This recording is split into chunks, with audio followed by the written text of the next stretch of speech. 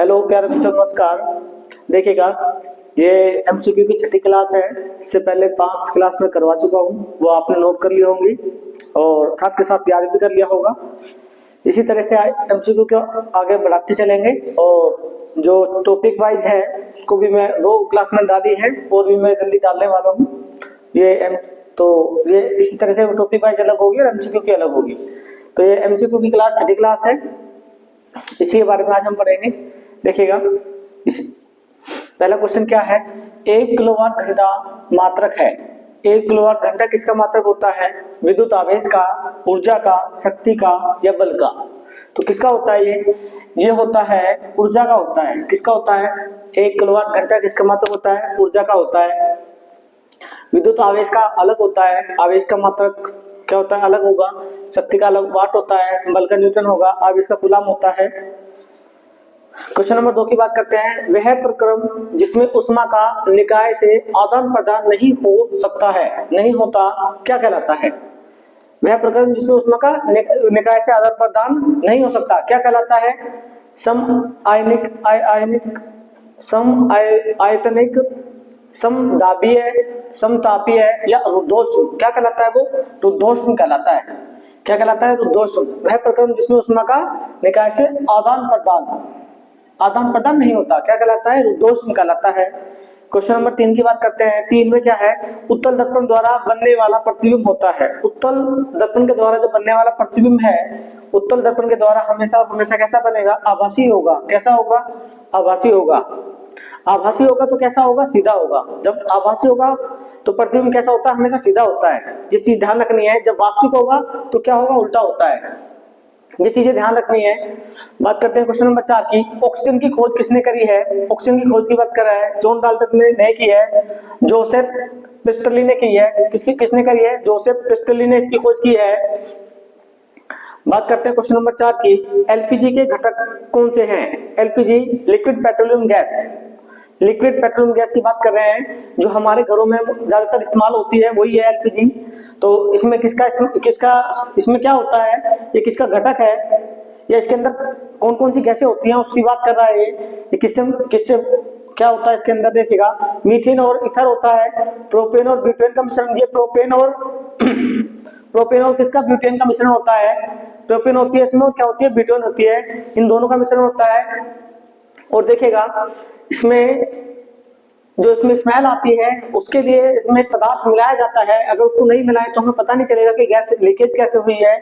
तो उसमें क्या मिलाते हैं? मेथिल मरकैप्टन मिलाते हैं, जिसका सूत्र है C2H5SH। जिसे क्या बोलते हैं? एथिल मरकैप्टन मिलाते हैं उसके अंदर, जिससे हमें पता चलता है कि सिलेंडर में जो गैस का सिलेंडर होता है उसमें लीकेज हो रहा है। उसकी स्मेल आती है। किसकी स्मेल आती है? इसे बोलते हैं एथिल मरकैप्टन, इसका नाम है ये। और सूत्र क्या हो जाएगा? C2H5SH। इंपोर्टेंट है, पूछा गया है, इसको भी ध्यान रखना है। देखिएगा, संवहन द्वारा उष्मा का स्थानांतरण हो सकता है। तो संवहन के द्वारा उष्मा का जो स्थानांतरण है वो कैसे हो सकता है? ठोस एवं निर्वात में, और गैस एवं द्रव में, निर्वात एवं गैसों में। किसमें होता है? गैस और द्रव में होता है संवहन द्वारा उष्मा का स्थानांतरण। उष्मा का स्थानांतरण मतलब एक जगह से दूसरी जगह जाना, क्या होगा? स्थानांतरण होगा। क्वेश्चन नंबर 7 की बात करते हैं। एक वयस्क मनुष्य के मस्तिष्क का भार, एक जो वयस्क होता है उसकी मस्तिष्क का भार कितना होता है? 1750 से 1800 ग्राम नहीं है, 300 से 400 भी नहीं है, 1300 से 1400 ग्राम के बीच में होता है। ये क्वेश्चन बहुत बार पेपर में आ चुका है। एक स्वस्थ मनुष्य के मस्तिष्क का वजन कितना होता है? 1300 से 1400 ग्राम के बीच में होता है। वो 1300 ग्राम भी दे सकता है, 1350 भी दे सकता है, या 1400। इससे अलग कोई आंसर नहीं होगा इसका। या तो 1300 होगा या 1400, या तो इस रूप में देगा वो, या तो ऐसे देगा वो ऐसे आएगा। ये नहीं आएगा तो 1300 देगा, 1300 नहीं होगा तो 1350 होगा, नहीं होगा तो फिर क्या होगा? 1400 होगा। इसी तरह से होगा, इससे अलग नहीं होगा। इससे आगे 3 क्वेश्चन हो रहे हैं, उनकी और बात करते हैं। देखिएगा, क्वेश्चन नंबर 8 की बात करते हैं। चिप्स बनाने वाले चिप्स को विकर्तगंधिता होने से बचाने के लिए कौन सी गैस थैले के अंदर भरते हैं? चिप्स का पैकेट होता है, उसे सब खाते हैं, 5 का वाला, 10 वाला भी है। और भी बड़े आते हैं, उसी की बात कर रहा है, थैले की बात कर रहा है, उसकी पैकेट की बात कर रहा है। तो उसमें जो चिप्स होते हैं उसको विकृत गंधिता, इसकी बात करो, ध्यान से देखो, विकृत गंधिता आपने 10वीं क्लास में पढ़ा होगा ये। यानी कि क्या है, जब कोई चीज सड़ जाती है, यानी कि उसको सड़ने से बचाने के लिए किसका इस्तेमाल करते हैं हम, यानी कि वो सड़े ना।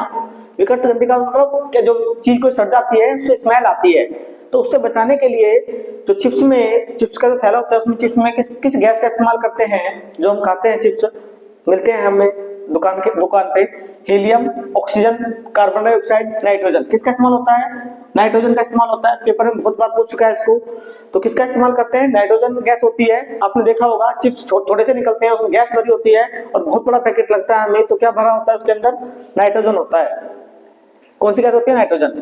क्वेश्चन नंबर 9 की बात करते हैं, किसी वस्तु का आवेश पर निर्भर करता है। किसी वस्तु का जो आवेश है वो किस पे निर्भर करता है, वस्तु के वेग पे निर्भर करता है, वस्तु के द्रव्यमान पे, इस पे भी निर्भर करता है, वस्तु पर लगे बल इस पे निर्भर नहीं करता। तो क्या आएगा, वस्तु के वेग और वस्तु के द्रव्यमान दोनों पे निर्भर करता है वस्तु का आवेश। तो क्या होगा, इसका आंसर डी आ जाएगा। तो वस्तु के वेग और वस्तु के द्रव्यमान दोनों पे निर्भर करता है क्या, वस्तु का आवेश। कैल्शियम हाइड्रोक्साइड कहलाता है, क्या कहलाता है, भुजा चूना, बिना भुजा चूना, नीला तोता, उपयुक्त में से कोई नहीं। कैल्शियम हाइड्रोक्साइड, इसका सूत्र क्या है, CaOH की होल ट्वाइस, ये है इसका कैल्शियम हाइड्रोक्साइड, इसका सूत्र है ये। और ये क्या होता है, ये भुजा चूना होता है। क्या होता है, ये भुजा चूना होता है। बिना भुजा चूना क्या होता है, उसका सूत्र होता है CaO, कैल्शियम हाइड्रोक्साइड होता है। ये बिना भुजा चूने का सूत्र है, ये भुजा हुआ चूना है। जब बिना भुजे चूने की हम जो क्रिया है किससे करा देते हैं, जल से क्रिया कराते हैं, तो क्या बनता है, भुजा हुआ चूना बन जाता है। इसके जो सारे सूत्र है, मैं इससे अगली वीडियो में मैं बताने वाला हूँ, सारे सूत्रों को एक बार बता दूंगा जो कहीं ना कहीं पेपर में 1 या 2 नंबर में आते हैं। तो इसी तरह से आगे इसमें चलती रहेगी, आप नोट करने हैं आपको और याद करना है, और वीडियो को ज्यादा से ज्यादा शेयर करना है। धन्यवाद।